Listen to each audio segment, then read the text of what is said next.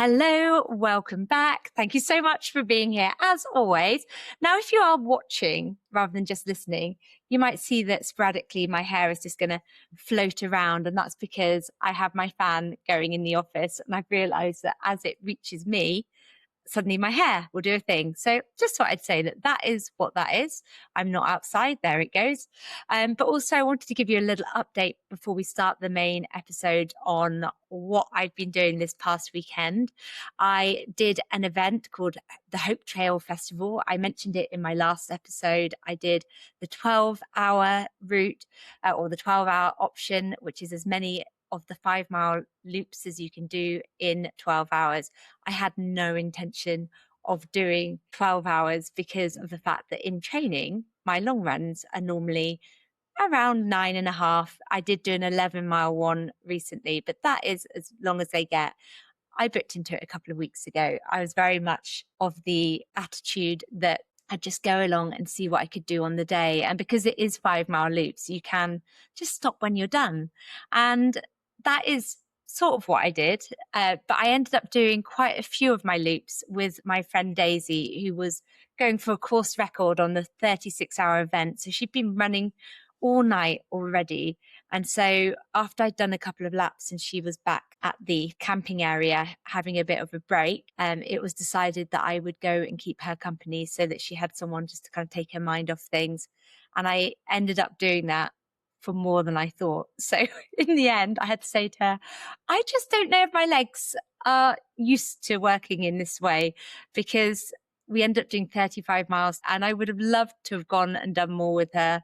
But I'm not conditioned to just keep staying on my feet and doing that.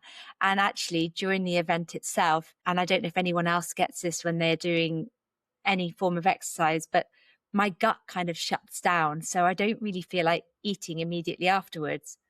But because it was such a long event, my gut shut down for quite a long time. And I was having like ice lollies and trying to stay hydrated. I did a good job of staying hydrated. But since then, my gut has been struggling quite a lot. So that's the thing I'm mainly struggling with right now, is not the legs. They feel okay.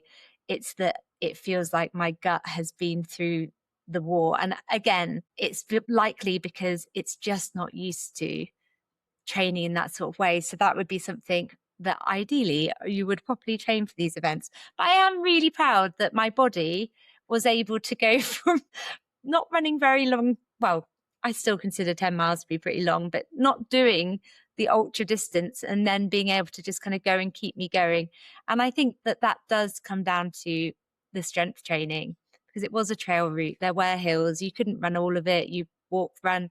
And so I'm proud of that. But it has left me feeling a bit poorly right now, not feeling my best. So I'm going to do my best for today's episode though. And one thing I do want to say, which I'm rubbish at saying, so I'm going to say it before I even start, is as you're listening to this episode, if you are enjoying it and you don't want to miss the next one, please do make sure that you subscribe to it, leave a comment, a review, all of those things so that you don't miss the next one and so that other people can find it too. There, we've done that. Let's go on. So I saw a reel yesterday that I haven't really been able to get out of my head. It was Nadia Swala, and she was basically saying that she was at the end of her tether with the whole protein conversation. She did it in quite a funny way. She said it's like the boyfriend you don't fancy, something like that. Anyway, she had seen a creator saying that if you're a woman who has 2 eggs for breakfast, that wasn't enough. You're getting it wrong. Apparently, they went on to say that you need 4 eggs, cottage cheese, a sweet potato, a protein shake. And her whole point was more that she's exhausted of trying to do everything that she's being told to do to optimize her health. She says she just wants to eat her breakfast and get on with her day. And as I was watching it, I was thinking, yeah, I do get it. I really do. And it isn't because I agreed with everything that she was saying, because I didn't, and I will come to that in a moment. It was because I did understand where that frustration that she felt was coming from. But then I started reading the comments, and that was where it really got interesting for me, because as I was scrolling through them, I kept seeing the same frustration again and again. And it was women saying that there just aren't enough hours in the day to eat all the protein you're told to eat, to get the fiber in, to take the supplements, to get your morning sunlight, to walk barefoot on grass, to strength train, to stretch, to sleep 8 hours, that there was this expectation that they needed to do it all. And other people were saying things like they were sick to death of hearing about bloody protein. And there are even some that were saying that we'd regret in the future eating as much protein because of things like kidney stones, kidney disease, or cancer. There was chat about the Mediterranean diet. And then one comment that I saw again and again and again in different ways was, I just physically can't eat that amount of protein. It makes me feel sick. And as I was reading through all of those comments, I did realize something. I don't think that this episode is going to be about protein.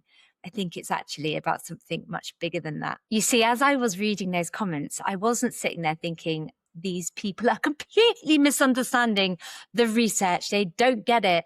No wonder you're fed up. And the reason I say that is because when you do work inside the health and fitness industry, it's very, very easy to roll your eyes and think, well, they've taken that out of context. It's so easy to think that everyone else understands and to then get frustrated and go, well, that's not what the evidence is actually saying. But that isn't what I think is the most interesting part of this whole conversation.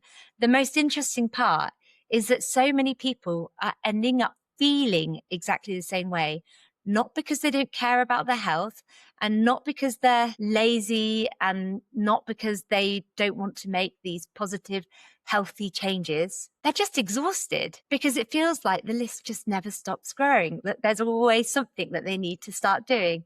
And just as you're getting your head around one idea, and before you've even managed to get consistent with that, something else arrives that apparently is even more important or just as important. And I think this is where we've ended up in a bit of a mess.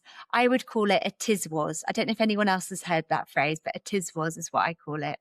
Because if you look at all of those things individually, you've got getting enough protein, getting enough fiber, strength training, sleeping well, eating more whole foods. I'd probably agree with most of those, all of those. They're not bad pieces of advice. The problem is that no one experiences them individually anymore. We experience them as one enormous pile of things that we're apparently supposed to be doing all at once. And I actually think that I've worked out where things start to go wrong, because I really don't think that most of the advice itself is the problem. I think it's what happens to that advice before it gets to us. Because somewhere between this research being published and then it popping up on your Instagram feed or your Facebook feed or wherever you get your information from, it loses all of its context and it gets turned up to like maximum volume. And then instead of being this helpful option, it starts sounding like the thing that you absolutely have to do if you want to be healthy. And then there's another thing that comes along and another and another. And before you know it, you're not just trying to eat a bit more protein. You're trying to eat a bit more protein, get enough fiber, avoid ultra processed foods, get in 3 gym sessions per week, improve your gut health by eating a certain number of plant-based foods, go for a walk after every single meal. And understandably, it can feel like quite a lot. This enormous list, in fact, where everything just seems as important as everything else. And it's probably why I spend so much time talking about minimums and then the optimals as well.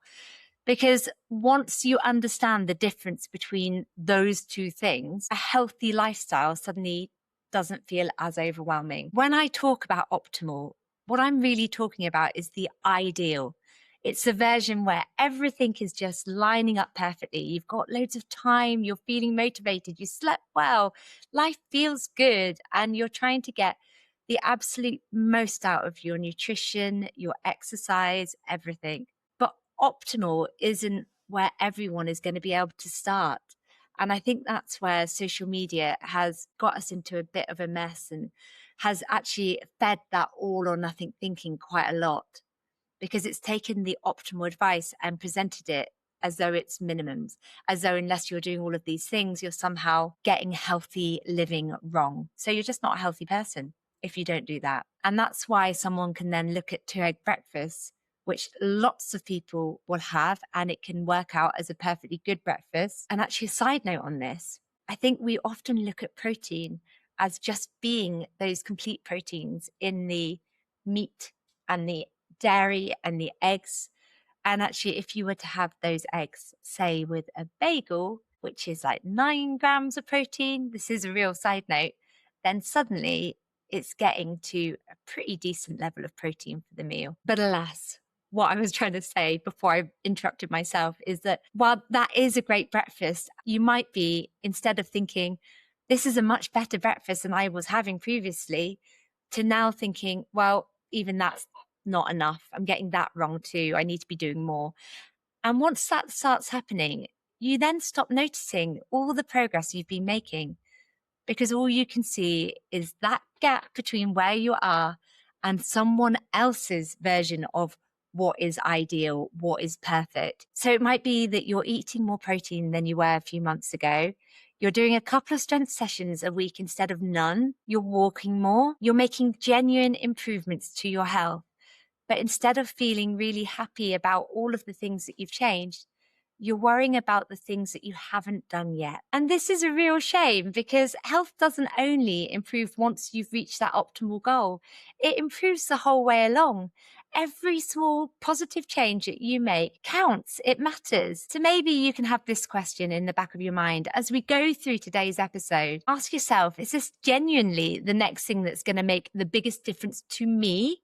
Or am I looking at somebody else's version of what optimal is and assuming that this is where I need to start? I could likely spend a little while chatting to you now about social media and why these quite sensible bits of research and ideas can get ramped up into these disproportionate things. But I think it's better to just take an area and look at an example of what we see versus what the research actually tells us. And because Nadia is talking about protein, I think that would be a logical place to start. So with protein, the sensible version is actually quite boring. Yes, protein matters a bit more as we get older. We gradually lose muscle and we become a little less efficient at using the protein that we eat.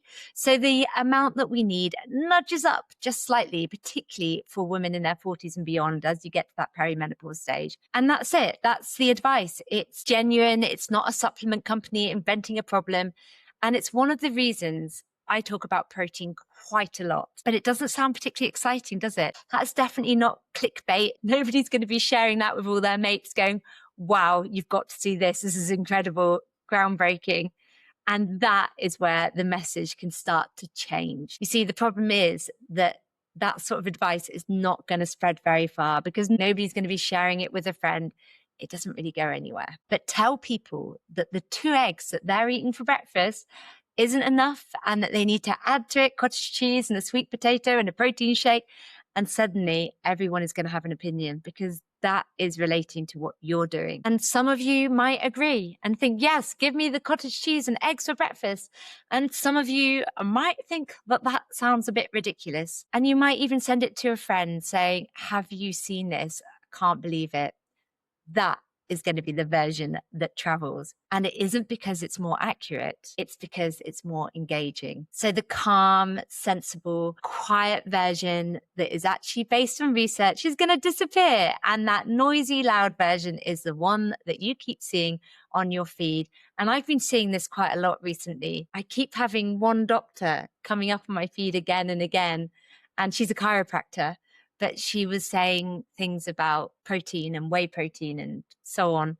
And I think she genuinely believes what she's saying, even though it's not supported by the evidence. And it would be so easy to get absorbed into that without questioning it because it's a doctor saying it. But that advice that we're seeing, it didn't get more true on the way to your Instagram feed.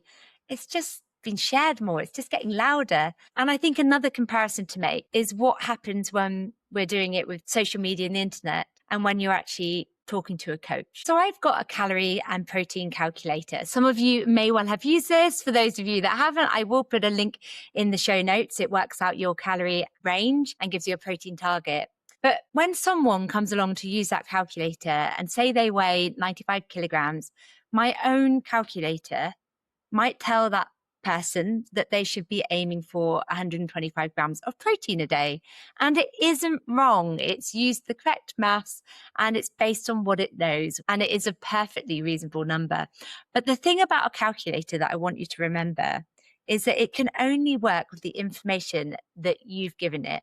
So that would be your weight, your height, your age, your activity levels. That's all it's got to play with, really. But if you were to join, for example, my coaching, I do get a little bit more context from you when you fill in that target setting form. I know what you're trying to achieve. You may well have told me a bit more about what you find difficult, and you've got a chance to tell me anything else that you feel is important.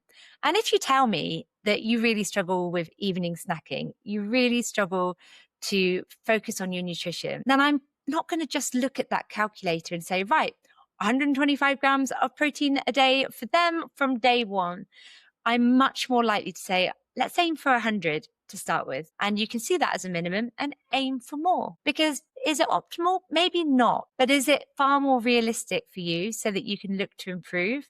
Yes, quite likely, because I would much rather that you consistently hit 100 grams and you built the confidence and started to see how that looked and believe that you can actually do it than chase that extra 25 grams, miss it every day and feel like you failed. Consistency at 100 grams is definitely, like everything else, going to beat giving up because 125 feels too much. And I think it's the difference between social media and real help. A calculator gives you the guidance, it gives you the number based on what it knows, which is not a lot. When you talk to somebody, when you talk to a coach, it takes that guidance and makes it fit into an actual human life. Social media is a calculator.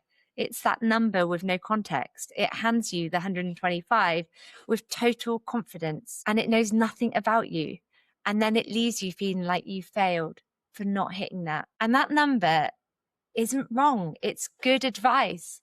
It's just completely without context. It was the optimal presented as though it's the only acceptable option, when actually good enough is good enough and will serve you far better. We're just looking to improve on where you are. And this does link right back to what we were talking about earlier and those minimums and optimals.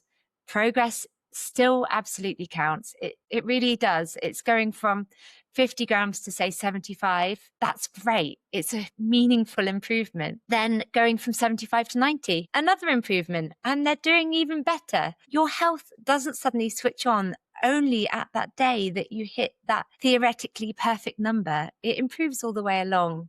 And that's why the all or nothing thinking is so damaging, because it convinces you that you're failing when actually you're already making fantastic progress. And once you've seen it happen with protein, you do start seeing the same pattern everywhere. If we take ultra processed foods as an example, and I do want to be careful here because I don't want to end up doing exactly the thing that I've been talking about for this entire episode and swing the opposite way, because there is a sensible version of the advice. Most of us would probably benefit from eating more whole foods, cooking it a bit more where we can, and relying a little bit less heavily on processed food. I don't think that that is particularly controversial. And I'd agree with that for a lot of people. But that's not the version that is spreading, is it? The version that spreads is someone who picks up a food in the supermarket and says, oh, this is completely toxic. Nobody should ever eat this. Or maybe making you feel like you failed because you put a particular product into your shopping trolley. Those are completely different messages. One is talking about an overall pattern of how you eat over months and years.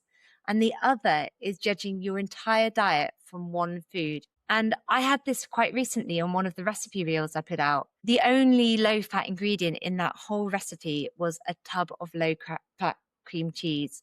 And someone commented saying that they wished I stopped promoting low-fat foods because they're so unhealthy. That was the only low-fat food in there.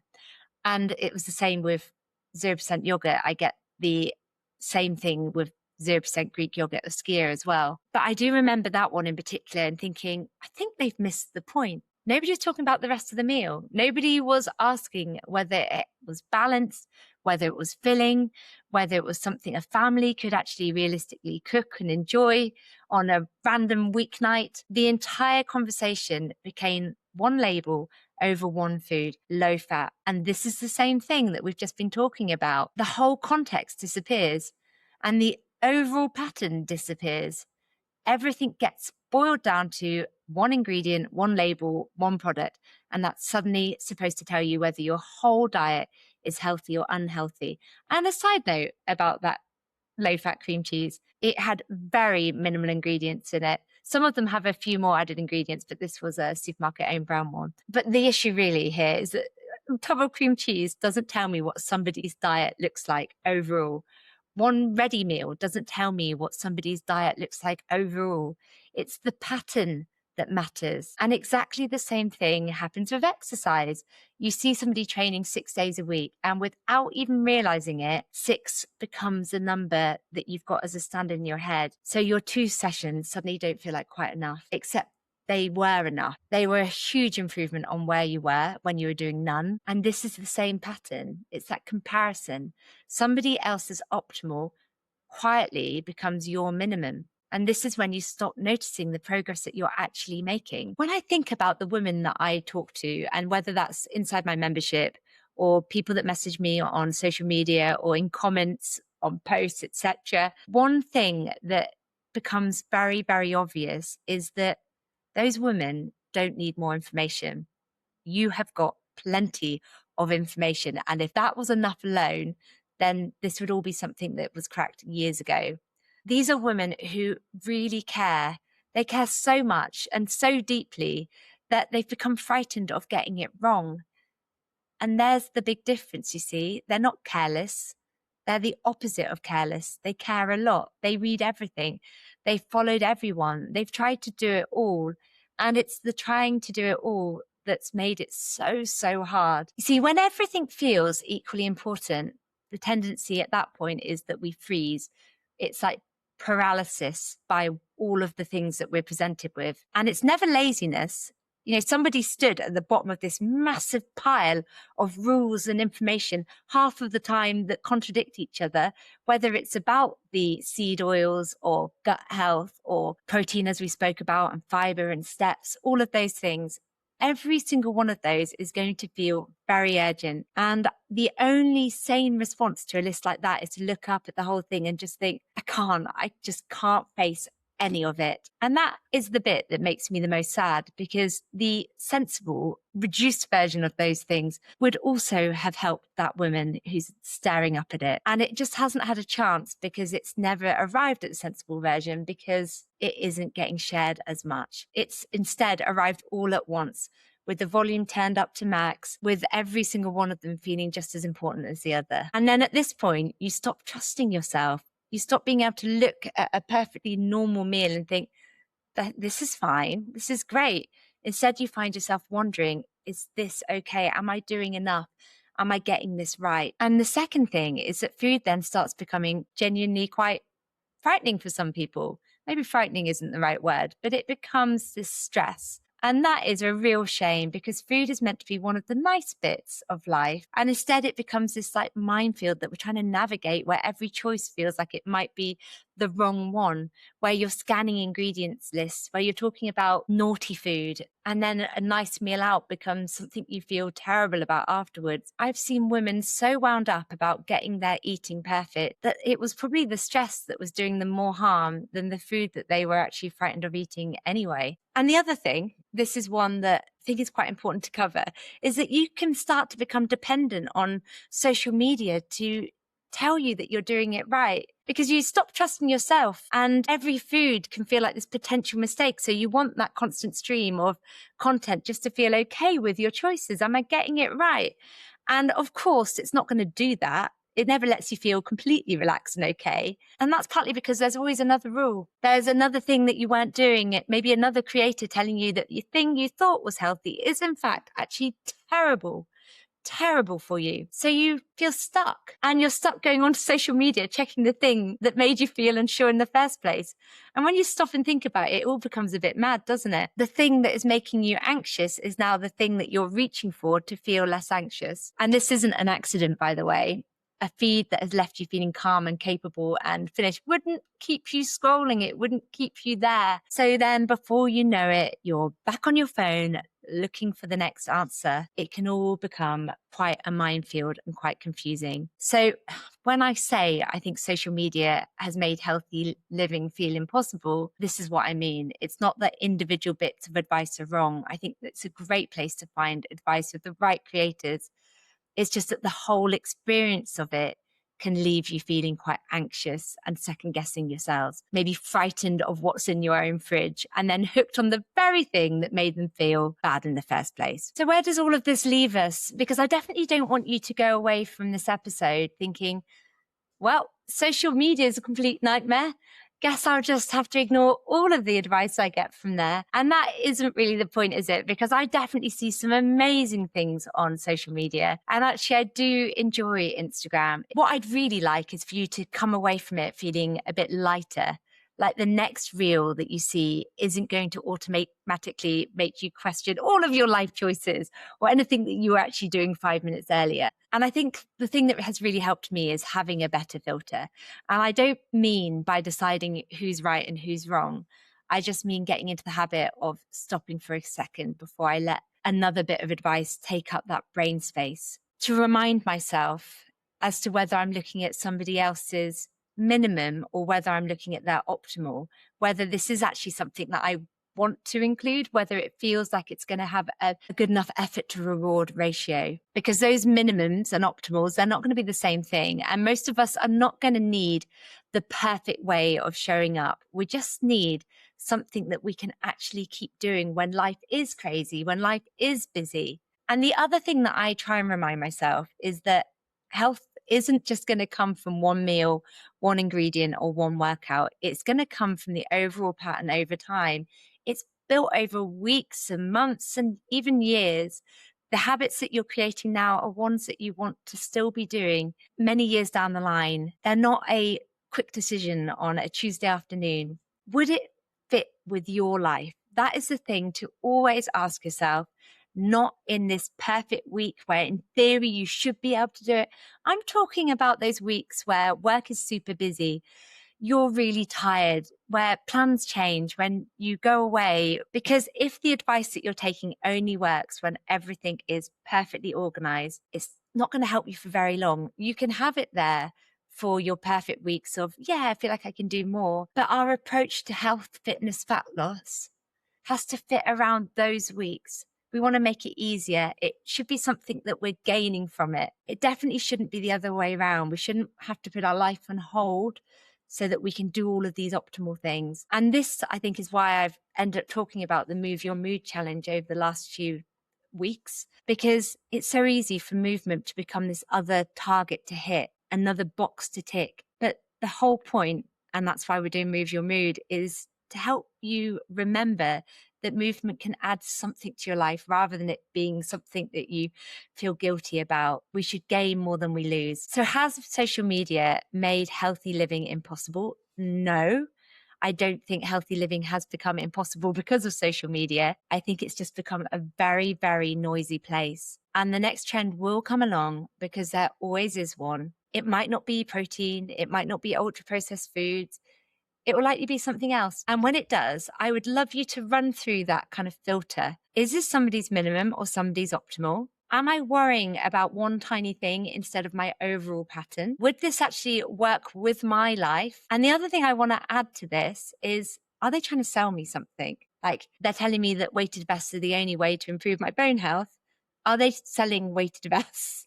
And is that something I'd like to do? Because when you're constantly being shown all of these optimal ideas, it's really easy to start believing that your perfectly good minimum isn't enough, but it is, because you are improving on where you are. And I do want to just take it back to the Nadia reel that I spoke about at the beginning, because the thing that I was getting from the comments is this belief that it's either eating loads of protein or carbs, whereas we can have all of those things and it doesn't need to be one or the other. And actually, we're not just doing it because we're being told to do it. We're eating in this balanced way because it increases our energy and makes us feel better. And it's so much easier to keep going with something when you notice how good it makes you feel. but it doesn't feel good when it feels like another stress, another thing that you have to do. And this is a big reminder for you before we finish, you are allowed to care about your health without trying to do every single thing that the internet tells you to do. And as always, if this episode has resonated with you, then I would love to hear from you. So do leave a comment and let me know. And also, make sure that you're following or you subscribe so that you don't miss the next one. It has been really lovely chatting to you today. I will put in the show notes a link to Calorie Range Calculator and links to coaching information as well for those of you who would like to join us inside Ruth Mac Fit. Thank you very much. Goodbye.